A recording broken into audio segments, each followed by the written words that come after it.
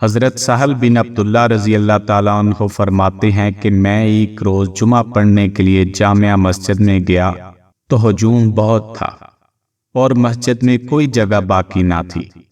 میں نے جہاں جگہ پائی وہیں بیٹھ گیا۔ کیا دیکھتا ہوں کہ میری دائیں جانب ایک خوبصورت اور نورانی چہرے والا نوجوان بیٹھا ہے، اور اس نے سادہ سے کپڑے پہنے ہوئے ہیں، اور اس کے بدن سے بڑی اعلیٰ خوشبو آ رہی ہے۔ جب اس نے مجھے دیکھا تو کہا، اے سہل، کیا حال ہے؟ میں نے کہا، الحمدللہ خیریت سے ہوں، مگر میں حیران رہ گیا کہ میری اس کی کوئی جان پہچان نہیں۔ پھر اس نے مجھے کیسے پہچان لیا اور میرا نام لے کر میرا حال کیسے پوچھا؟ خیر، میں بیٹھا رہا۔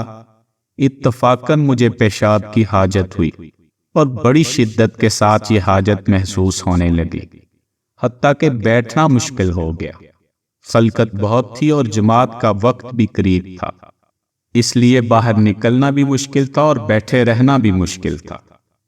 میں اسی شش و پنج میں تھا کہ وہی خوبرو جوان مجھ سے مخاطب ہو کر کہنے لگا، کیوں جناب، آپ کو پیشاب کی حاجت ہے؟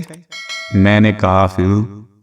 اس نے اپنی چادر اتار کر میرے منہ پر ڈالی اور کہا، لیجئے پیشاب کر کے فارغ ہو جائیے کہ جماعت تیار ہے۔ میرے منہ پر اس چادر کے پڑنے سے مجھ پر غدود کی سی طاری ہوئی، اور میں نے اپنی آنکھ کھولی تو میں نے ایک دروازہ کھلا ہوا دیکھا، جس کے اندر سے آواز آئی کہ اندر آ جائیے۔ میں اندر گیا تو ایک عظیم الشان محل دیکھا، جس میں ہر قسم کی سہولت میسر تھی۔ وہاں ایک درخت تھا جس کے ساتھ ہی ایک غسل خانہ بنا ہوا تھا، اور ایک تولیہ بھی وہاں موجود تھا، اور ایک کوزہ پانی کا بھرا ہوا رکھا تھا، اور مسواک بھی ساتھ ہی رکھی ہوئی تھی۔ میں نے وہاں پیشاب کیا اور پھر غسل بھی اور وضو بھی کر لیا۔ اتنے میں آواز آئی کہ کیا آپ فارغ ہو گئے ہیں؟ میں نے کہا، ہاں۔ تو فوراً میرے منہ پر سے وہ چادر اتار لی گئی۔ میں نے دیکھا کہ وہی جامع مسجد ہے، وہی صف ہے، وہی جگہ، اور دائیں طرف وہی خوبرو جوان بیٹھا ہے، اور وہی وقت ہے، اور میری اس سرگزشت سے وہاں کوئی بھی مطلع نہیں ہوا۔ میں یہ ماجرا دیکھ کر حیران رہ گیا اور کچھ سمجھ میں نہ آیا کہ یہ کیا ہوا۔ جب اس واقعہ کی طرف دھیان کرتا تو یقین کرنا پڑتا۔ اتنے میں جماعت کھڑی ہوئی اور نماز ادا کی گئی۔ نماز کے بعد میں اسی جوان کے ساتھ ہو لیا۔ اس نے مجھے دیکھ کر مسکراتے ہوئے کہا کہ سہل، شاید تم نے جو کچھ دیکھا ہے اس بات کا تم کو یقین نہیں آ رہا۔ میں نے کہا، ہاں۔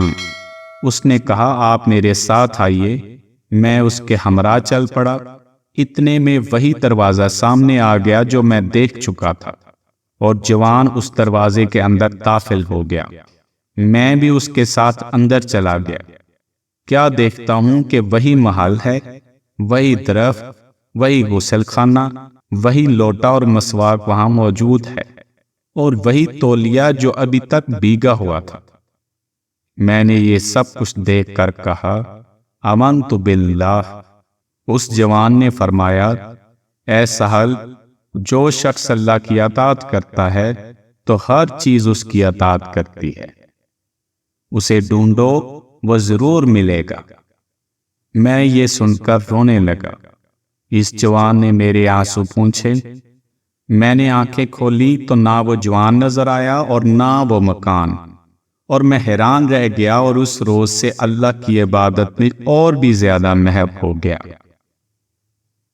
اس واقعہ سے ہمیں یہ پتہ چلتا ہے کہ حضور صلی اللہ علیہ وآلہ وسلم کی امت میں ایسے ایسے کامل بندے موجود ہیں جو بڑی بڑی طاقتوں کے مالک ہیں، اور وہ مشکلات کو پل بھر میں دور کر دیتے ہیں، اور انہیں یہ طاقتیں اللہ ہی کی طرف سے اللہ کی اطاعت کے بدلے حاصل ہوتی ہیں۔